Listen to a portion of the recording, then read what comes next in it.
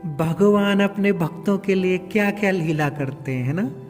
कहीं भगवान माखन चुराते हैं तो माखन चोर कहलाते हैं, कहीं भगवान अपने भक्तों के लिए खीर ही चुरा लेते हैं, है ना।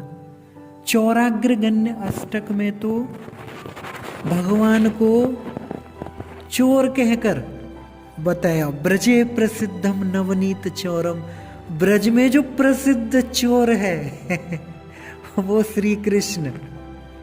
देखो चोर भी कैसे हैं भगवान, एक अद्भुत चोर।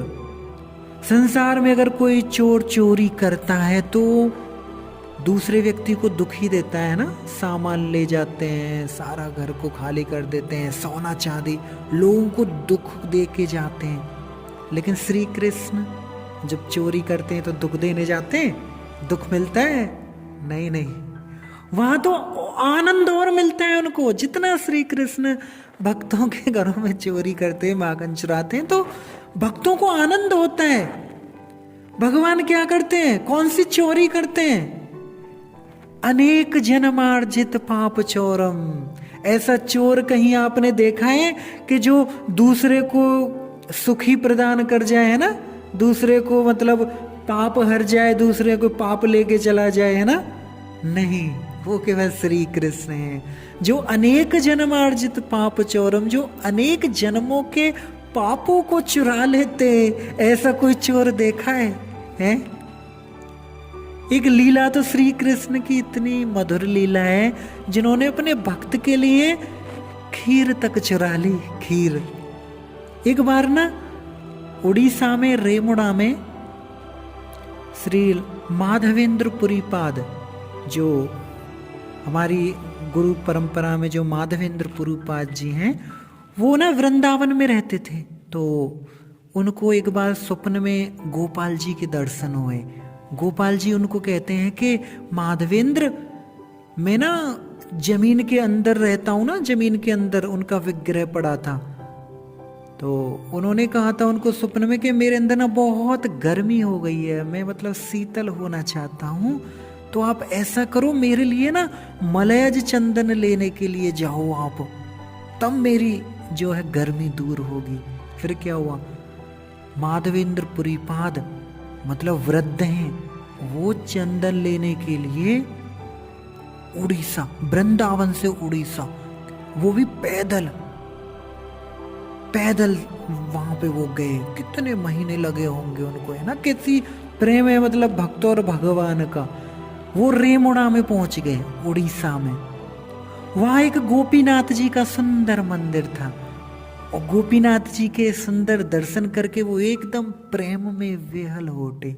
वहां उन्होंने क्या किया, सुंदर कीर्तन किया, नृत्य किया, भगवान के दर्शन करके। और उन्होंने पुजारियों से पूछ लिया कि यहाँ पर आप क्या क्या भोग लगाते हो ठाकुर जी को। तो ब्राह्मण कहते हैं, एक जो पुजारी हैं, कि महाराज जी संध्या के समय ना खीर का भोग लगता है, और उस खीर का नाम है अमृत केली खीर। क्या नाम है? अमृत केली। मिट्टी के 12 बर्तनों में भर के इस अमृत समान खीर का भोग लगता है ठाकुर जी को। और ये जो खीर है गोपीनाथ जी की खीर के नाम से प्रसिद्ध है।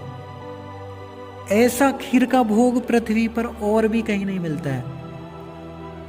तो संध्या का टाइम था, तो पुजारी ने उसी समय उस अमृत केली खीर का भोग ठाकुर जी को लगाया। तो श्री माधवेंद्र पुरीपाद जी ने मन मन में विचार किया कि बिना मांगे ही यदि इस खीर का प्रसाद अगर मिल जाता थोड़ा, तो मैं इसका आस्वादन करता, और ठीक ऐसे ही प्रकार से मैं खीर का भोग अपने गोपाल जी को लगा लेता। फिर क्या हुआ, जैसे उन्होंने ऐसा मंदर भाव आया, उन्होंने तुरंत ही साथ अपने आप को धिक्कार दिया कि मेरी खीर खाने की इच्छा हुई है। अरे मैंने तो ठाकुर जी को भी भोग भी नहीं लगाया, यानी कि मेरी जीव इतनी लालची है कि मैं मतलब खुद ही खाने के लिए मतलब पहले अपने मन में ऐसा भाव आ गया। उन्होंने क्या किया, ठाकुर जी की आरती दर्शन करके प्रणाम करके वे मंदिर से बाहर चले गए, और दूर जाके कहीं वहां हरि नाम करने लगे। मतलब मंदिर से बाहर निकल के रोड पे दुकानों के आगे जैसे बिछे रहते हैं ना तख्त वगैरह, उनके पास वहां बैठ के, जो माधवेंद्र पुरीपाद जी हैं वो अयाचक वृत्ति के संत थे, यानी कि वो कभी किसी से मांगते नहीं थे, जो उन्हें मिल जाए बस उसी में वो अपने भूख प्यास बुझा लेते थे, क्योंकि हमेशा वो कृष्ण नाम ही पान करते रहते थे। उधर क्या हुआ, पुजारी ना शाम को भोग लगा के रात्रि ठाकुर जी को विश्राम करा के सो गया। स्वप्न में उनके ठाकुर जी आए और ठाकुर जी कहने लगे उसको, अरे पुजारी उठो, मंदिर के दरवाजे खोलो, मैंने एक सन्यासी के लिए एक पात्र में खीर रखी हुई है जो कि मेरे आंचल के कपड़े से ढकी हुई है। मेरी माया के कारण ना तुम उसे जान नहीं पाए। माधवेंद्र पुरीपाद जो हैं एक संत हैं, वो उनकी इच्छा हुई थी खीर खाने की, लेकिन उनके अंदर ऐसा भाव आ गया कि हाय मैंने बिना ठाकुर जी को भूख लगाए मैंने खुद खाने की इच्छा की, तो इसलिए वो यहाँ से चले गए और दूर जाके वो इसी इलाके में आप उनको ये खीर दे के आओ, शीघ्र ही लेके जाओ। अब तो पुजारी ने जो स्वप्न देखा तो एकदम वो स्वप्न जब टूटा तो वो खड़ा हो गया, स्नान किया उसने, मंदिर के दरवाजे खोले तो देखा ठाकुर जी के आंचल के वस्त्र के नीचे ना एक खीर का पात्र रखा है। उस खीर के पात्र को लेकर ना पुजारी पूरा शहर में घूम घूम के माधवेंद्र पुरीपाद को ढूंढने लगे, चिल्लाने लगे, अरे जिसका नाम माधवपुरी है वो खीर ले लो, आपके लिए ही गोपीनाथ जी ने ये खीर चोरी की है, ये खीर लेकर आप सुख से इसे खाओ। अरे आपके समान तो भाग्यवान इस पूरे त्रिलोक में कोई नहीं है। जब माधवेंद्र पुरीपाद जी ने उनकी आवाज सुनी तो उन्होंने उनके पास आए, वो पुजारी ने उन्हें वो खीर दी और प्रणाम किया। पुजारी ने ना अपने स्वप्न में जो भगवान ने बोला था वो माधवेंद्र पुरीपाद जी को कहा। जब पुजारी की बात सुन के माधवेंद्र पुरीपाद जी एकदम प्रेम आविष्ट हो गए, उनके हृदय से एकदम अश्रु प्रवाहित होने लगे। उन्होंने क्या किया, उस खीर जो मिट्टी का जो बर्तन था, खीर का प्रसाद का तो सम्मान किया, खाया, और खीर के बर्तन को धोके ना उसके टुकड़े कर करके उसे उन्होंने अपने एक जो धोती थी उसके कपड़े में बांध लिया। वे रोजाना ना उस मिट्टी के टुकड़े को खाते थे, इतना प्रेम था उन्हें भगवान और भगवान के प्रसाद में। अब तो माधवेंद्र पुरीपाद जी ने सोचा कि कहीं ऐसा ना हो कि सुबह होगी और ये पुजारी सब लोगों को बता देगा कि इतने बड़े संत हैं जिन्होंने भगवान ने जिनके लिए चोरी की है।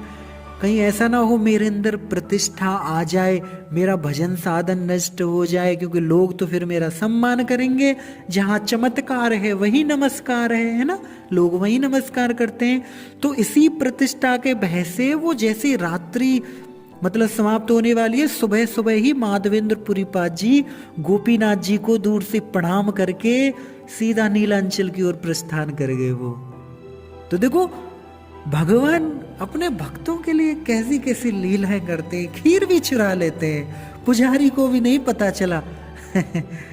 ठाकुर जी ने पुजारी को दर्शन दिए, पुजारी भी धन्य हो गया कि मुझे इतना साल मुझे निकल गए, कभी भी ठाकुर जी ने मुझे तो थोड़ा सा भी अनुभूति नहीं हुई, लेकिन एक संत के दर्शन से मेरा भी कल्याण हो गया, है ना। तो कैसी कैसी लीलाएं, अगर हम भी भगवान को प्रेम से कुछ भी खिलाएं तो भगवान यकीनन ही हमारे हाथ का खाएंगे और हमें आशीर्वाद भी देंगे, यकीनन ही।